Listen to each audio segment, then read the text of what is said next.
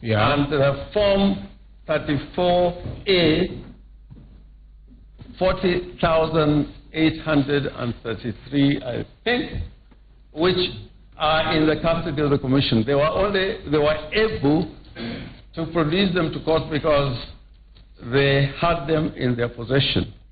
But our case is that what they deposited in court are not the forms that were actually used during the election process. Yes. Because examining them, they are not genuine documents, even from the photocopies. On your own estimation, Mr. Orengo, how long will it take to examine those documents? For example, for Form 290, my Lord, from 34B, yeah. if I'm given 30 minutes, I'll be able to tell you. Okay. Right from the outset. In fact, my Lord, one of the things that the Commission did when they gave us their forms, 34B, the one on top had the security features, which when you photocopy it, it shows the reading anti-copying. But the subsequent ones, when they were photocopied, some of them did not have that feature in them, which meant the originals did not have those anti-copying security features. And my Lord, I can go on and on from 2090. Even the name of the candidates, there are some forms where the name of Raila Odinga is Raila Amolo Odinga. Sam Odinga Raila. Uhuru Kenyatta, sometimes the name is Kenyatta Uhuru. They were used interchangeably. And some you find not only the names, but even the name of the political party.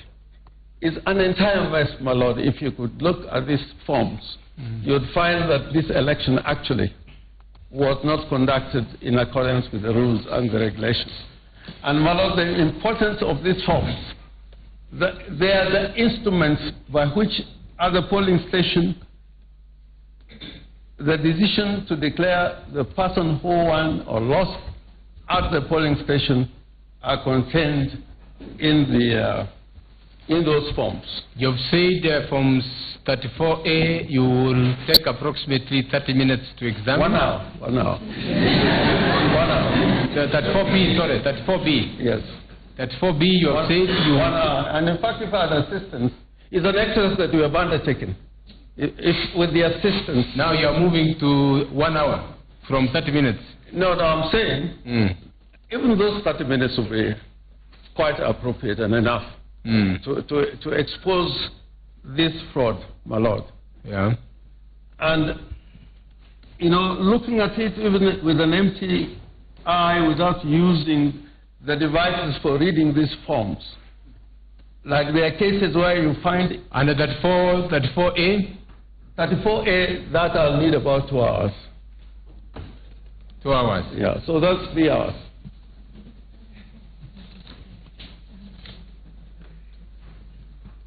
What is the format of examination are you having in mind?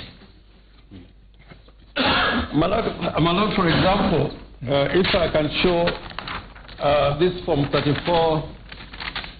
34B, my Lord, like this one, this is an authentic one. It has the anti-copying feature. It has a barcode. This barcode will show which constituency this particular form related to.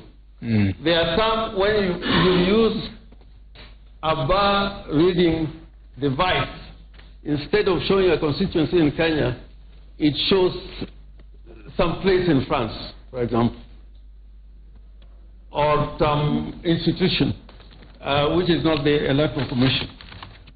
Then, my Lord, at the bottom, there's supposed to be a record of the names of the candidates and the votes that they received. Okay. In many, you do not find that in those forms they have a record of the number of votes found by a candidate. Okay. Okay, very well. Let's hear the other side. Well, Mr. Rengo, that is not the only prayer you're seeking. yes. So you've spoken about 34A and 34B. Yes. What about the KIMS kit? How much time would you require to do what you want to do with that kit, in terms of your estimation? My Lord, the KIMS kit, in fact, we were talking to some experts who said that since it is just an access to know what transactions took place on polling day and the transmission of the results. Because of time, just say 1 hour, 30 minutes, 20 minutes. A day. That is 12 hours, 24 hours? I think more on the side of 18 hours. It will not go beyond 24 hours. So 18 hours. What about the servers, the login trails of users? How much time would that take you? I think together will be those 18 hours. The entire technological structure and architecture would take... That 18 hours will be enough. In your estimation? Yeah, in our estimation. Because you have to render a decision anyway within the next 4 or 5 days. What about the saffron identity and security things? Would that be a separate thing, or it would be the same? My Lord, the saffrons were the providers. But you want access to personnel and their technology. How much time would you require for that? This is important. My Lord, I would say about 2 days. Yes. Then the CJ asked you, and you sort of meandered away from it, in terms of the logistics of this, in terms of personnel, is it the court, is it yourselves, is it who?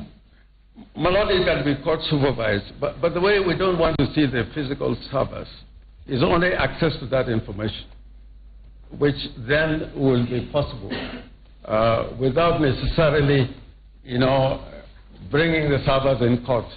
So long as we have the access to it, we'll be able to see all those transactions, including what was transmitted and at what time on polling day. We are just talking about essentially what happened on polling day. So you're asking for printouts?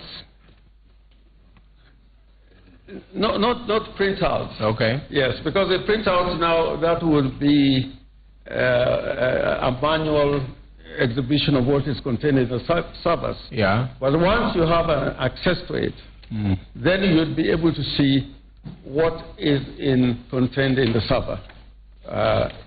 Restricted to the days which are applicable in terms of this election. So you actually want to have the servers themselves and look into them, isn't it? No, not we are talking about access. My Lord, if you look at the regulations, they actually say these are matters which the Commission should be able to allow those who want to seek information to have access to.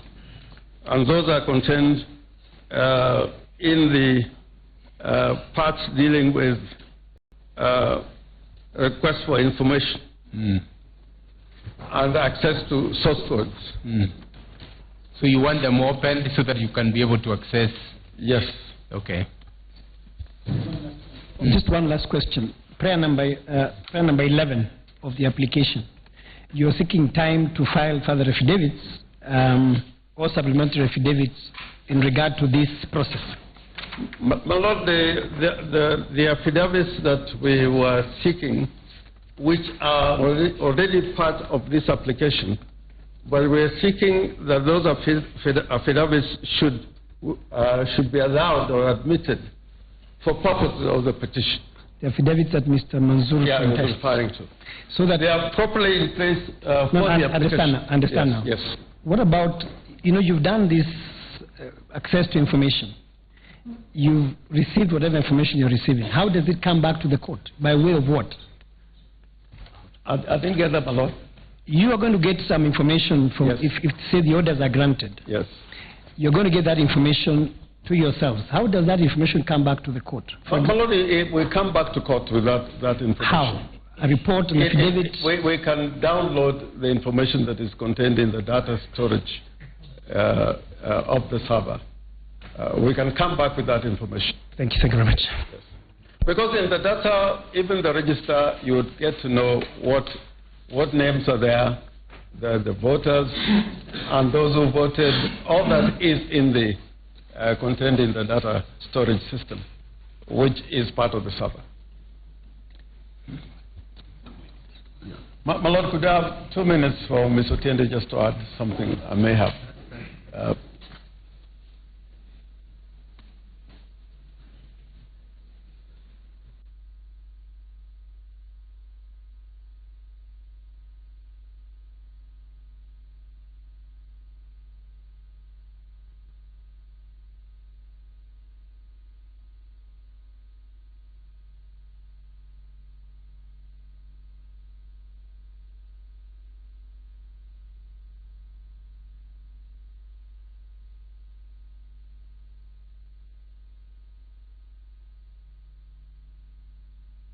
Mr. Orengo. Yes. Please tell us how this exercise is going to be undertaken and by whom. My Lord, that exercise can be undertaken under the supervision of the court, or it may be by way of the Electoral Commission giving access and giving confirmation whether what we come to court with by way of a report is actually information coming from their systems. Or the court can appoint the registrar together with the parties once that access is given, and that the information that will come after that access is given is brought to the court, a joint report, and if there are any objections or contrary opinion, they can be part of the report. Indeed, in 2013, this court undertook a similar inspection, although that was a manual one, and a report was brought by the registrar to this court. And I think, since technology is central to these elections, this is not an exercise that, my Lord, would take unnecessarily a long time if the elections was a manual election, where all the functions of the elections were manual. Once that access is given, my Lord, it could be even faster than the time frames I've given.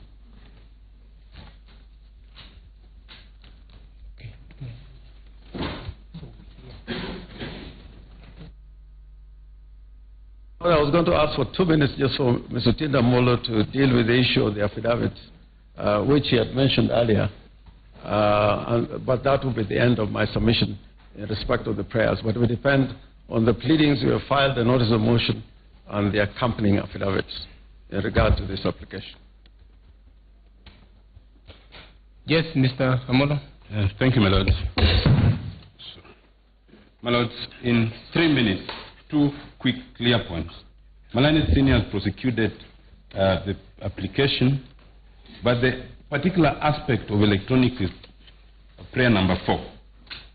And what we are saying, my Lord, is that the premise of the petition is that their first respondents' servers were unbelievably infiltrated, and a constant of 11% difference between the petitioner and the third respondent maintained from the beginning to the very end for 2.5 days. We have the affidavit of an expert, Dr. Utumba, who says that is an impossibility. It is the belief of the petitioners that an audit of the website and portal as sought in prayer number 4 will demonstrate the electronic footprints of those who interfered with that process. And that will be important to this court. And that will not be done in court, my Lord. It will be done off court by the petitioner's own IT experts under the supervision, if need be, of the Chief Registrar of the Judiciary or other official. And all that this court will get after 20 hours, my Lord, is a report on the same. The respondents, the first and second, the third respondent has not shown whether they are interested or not, but if they are, then they could also be present. That is the entire prayer in terms of prayer 4. It is phrased in technical language, but that technical language is contained in the first respondent's own regulations, and it's also an expectation of the law. My Lord, my last minute is on prayer number 7 in terms of the affidavit. My Lord, those affidavits as you will see, are important affidavits that will help this court establish the truth of the matter. There are affidavits that demonstrate that very point, and it is expected that the audit will confirm those affidavits. My Lord, whether you admit those affidavits or not turns on only one point, my Lord, Article 159 2D, my Lord, which require of you, and I had the honor to sit with Lady Justice Njoki in phrasing this particular part, that justice shall be administered without undue regard to procedural technicalities. My Lord, 4 years ago, this court unfortunately fell short of that article. My Lord, we are inviting this honorable court to breathe life to the express words of that article, as have all the subordinate courts done, and that the affidavits by all the parties, as we said before, be on record, be tested, and the truth be established. That's all, my Lord. Mr. Molo, Yes, let me ask you one question. Do you know the time we are left with, the time we have? My Lord, I fully appreciate the time, and Yes. it is limited. Yes. Thoroughly limited. Yes. Yes, my Lord.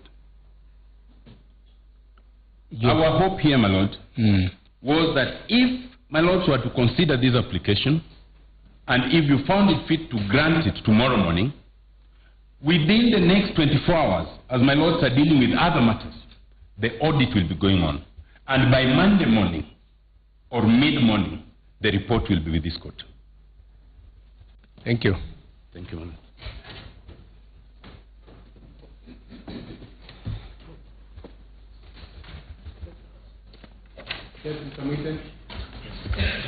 My Lords, Your Ladyship, I would like to respond to this application by addressing two different aspects of the application. One aspect, which is captured in prayer number 5, relates to the forms. You will find prayer number 5 at page 10 of the motion. That is where the petitioner is asking that the first respondent be compelled to give access and to supply to the court and to the petitioners for scrutiny certified copies of the original forms 34As, 34Bs, and 34Cs, prepared at and obtained from the polling stations by presiding officers and used to generate the final tally of the presidential election. Actually, it is 34As that were prepared and signed by the presiding officers at the polling stations. 34B was signed and is the aggregate of 34As at the constituency level by the returning officer at the constituency. So as far as the forms are concerned, I shall be addressing your lordships separately. The rest of the application relates to the ICT, to the systems. And I want to start by addressing that. My Lord, if you look at prayer number 3, 3A, the petitioners are asking that they should, your lordship should order us to give them direct and unfettered access to relevant persons. Those are not specified who they are, the relevant persons, and systems, etc., in order for the forensic information technology experts to fully understand the KIEMS system. Now, to begin with, Saffron were the people, the company in France, who supply this system. So your lordships are being asked to make an order against a party who is not a party to these proceedings or to this application and who is outside this country. I have talked to our experts, and it would take a minimum of 3 weeks to implement or to carry out any of the orders that are being sought with regard to technology. When my learned friend talks about 2 hours, I mean, I don't know, it is not practical, it is not possible. But there is a second reason why the first and second respondents object to these orders that are sought with regard to ICT, which is integrity of the system. They are asking that they should be given access to the system, unfettered access. Who is to guarantee the integrity of the system, of this equipment? This equipment was not just about the just concluded elections. It will be used in future. It costs billions. If you compromise the integrity of the system, you would have to discard it in order to get fresh equipment in order to carry out. It's not practical given the time remaining. And, my lords, remember that the petition was launched on the 18th. Then the petitioners wait for a week to bring this application. No explanation has been given to this honorable court as to why this application was not filed simultaneously with the application. At least you would have had a little bit more time. And my lord, the petitioner's case is that the system was hacked. In fact, in the public domain, at one point they even gave us the time of hacking, 12:36. Yeah. So they have the evidence on the basis of which they made such a grave allegation. Let them present that evidence in the prosecution of their petition. My lord, I think, my lord, Chief Justice participated in writing of a book here. There is a very good write-up, Scrutiny in Electoral Disputes, a Kenyan Judicial Perspective. And at page 261, my Lord the Chief Justice says, scrutiny is not to be granted on ambiguous pleadings intended to enable a petitioner to engage in a fishing expedition and perhaps enlarge his case beyond the scope of his pleadings. My Lord, a petitioner cannot be permitted to state the system has been hacked and then come and make an application in the nature of a fishing expedition. Give us orders to go into their systems to mine data to find out evidence of the hacking. It's for the petitioner to prove his case, my Lord, so that we, my Lord,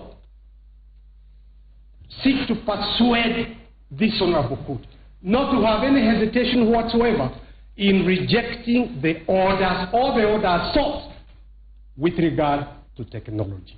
It is too late, it will take too long. It's not for this court to assist the petitioner to go looking for evidence. And I did not hear the answer to the legitimate, valid question that was posed by my Lord Lenaola. How will you introduce this evidence? Out of time, once you get it. How will you come and introduce it here? So we object to that. With regard, my Lord, to the forms which relate to prayer number 5 in the notice of motion. First, when your lordships and your ladyships retire, I invite you to look at paragraph 215 of the affidavit we have filed of Immaculate Kasait, paragraph 215, where we set out the 8 security features in these forms, Form 34A, 34B, and 34C. Security features. In other words, it's one or the other. It's either the system was hacked or there was something wrong at the polling station. So that, my Lord, before I say what I want to say, the concession I would like to make in regard to the prayer about these forms, I would like us to be quite clear that Form 34A was completed in hand writing at the polling station. Once the votes were counted, on conclusion of the voting, the votes were counted in the presence of all the agents. And the votes of each presidential candidate was entered in hand in Form 34A. And that, the general rule, was witnessed, countersigned by the agent, the security form, and signed by the presiding officer. What am I saying? Is that truly the answer as to whether the system was hacked or not hacked is not to spend the next 2 months here, which we don't have constitutionally, with their experts saying the system was hacked, our experts demonstrating how the system was not hacked and could not be hacked. The answer is to look at these forms 34A and 34B, because 34B is the aggregate of 34A. They've asked for it, you know. A lot of false propaganda has been spewed out against us. My client, the client I represent, had no favorite candidate in this matter. Its job was to facilitate the sovereign will of the people of Kenya to be exercised in free, fair, transparent elections, so that the Kenyan people could elect a leader, president of their choice. That's all. And for that reason, to demonstrate to this court, to the Kenyan people, that their sovereign will was exercised as evidenced by Forms 34A and Form 34B. Provided the examination is going to be supervised by this honorable court, we will make the originals available. They are here in Nairobi. But I ask that both sides, the petitioners and the respondents, should have their agents there, and these court's directions should be quite clear in my submission, namely that we are not to go there and take a lot of time arguing about the forms. The registrar of this honorable court, where a form is disputed, will make a report about that particular form. And I do think that if we did it that way, it will then be manifest as to how the sovereign will of the Kenyan people was exercised and who they elected. In other words, an examination of those forms will show whether the figures appearing in the aggregate of these forms tally with the figures that were announced by the second respondent. That is an exercise that can be completed tomorrow. And I do know that this court had suggested that we should begin the hearing tomorrow. When I was consulting with some of my friends, I am a communicant member of the Anglican Church. And and a former chancellor of that church. But I do know that there is that passage in the Bible where a donkey, one is permitted to pull out the donkey when it falls into a hole. But the others who feel they would like to go to church. So I was going to suggest, as I sit down, that perhaps if your lordships gave these directions, and that exercise was undertaken tomorrow, from morning through the day, through the night, we can come back here with a report on Monday morning and proceed with the hearing. I would like to ask my friend Issa to make 2 or 3. Sorry. Oh, second. Oh, it is. It's you who wanted to step up. Oh, okay. Then we'll leave it there. Issa will talk on behalf of the second respondent. Unless there is any question, my Lord, I have taken much less than my learned friends.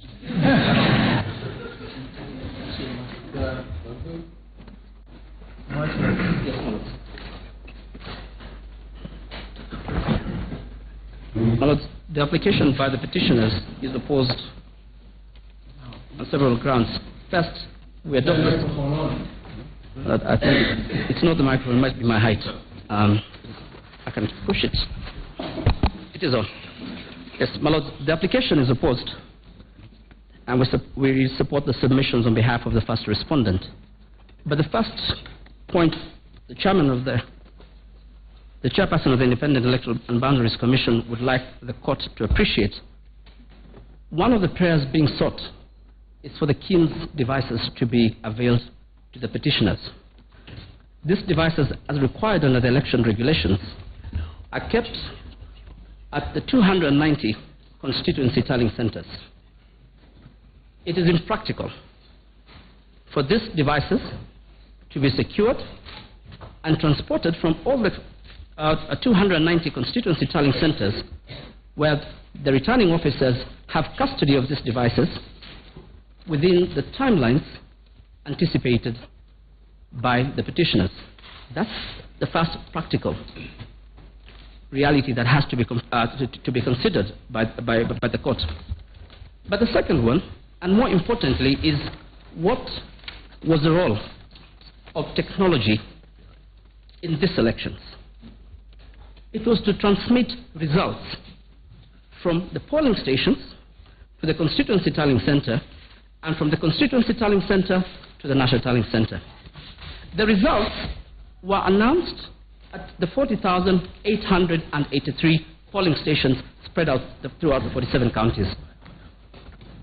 Now, my lord, if the petitioners are contesting the results declared in particular polling stations, that what was announced is not what was transmitted, there would be a basis for some of the orders being sought here.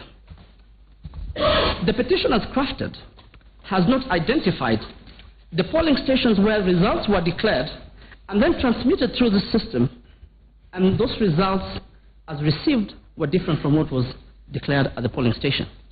When you identify, it can't be at large. We can't come and ask for the 40,883 from 34As to be, because the transmission system only dealt with transmission. The results are at the polling stations. They are declared in Form 34A. You must first challenge Form 34A, and when you go back and drill down to the petition, there's paucity of allegations against particular polling stations. Now, the rules about scrutiny and discovery in elections have been settled for a long time in this country. Does this application meet the threshold? It doesn't. It is a fishing expedition that hopefully something will come out of this exercise. Secondly, the commission is being asked to give, and the chairperson is in charge of this commission as the chair. At the